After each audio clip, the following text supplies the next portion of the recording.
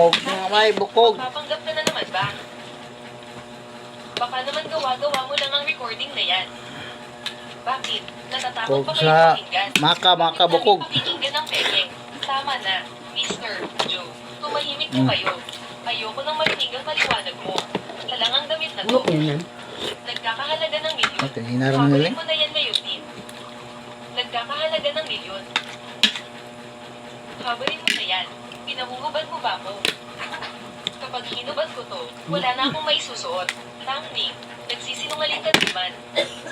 Sinong model ang hindi nagsusuot ng pang-ilalim? Hindi ako nagsusuot. Hindi kasya sa akin ang size. Hindi ko talaga to maisuot. Huwag ka nang magulo. Tangning, nagkakahalaga ng milyon ang damit na to. Kapag nasira mo yan, si Yupan pa ang magbabayad.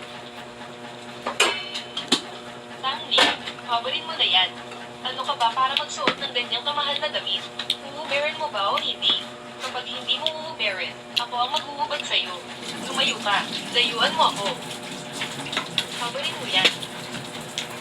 Habarin mo na yan.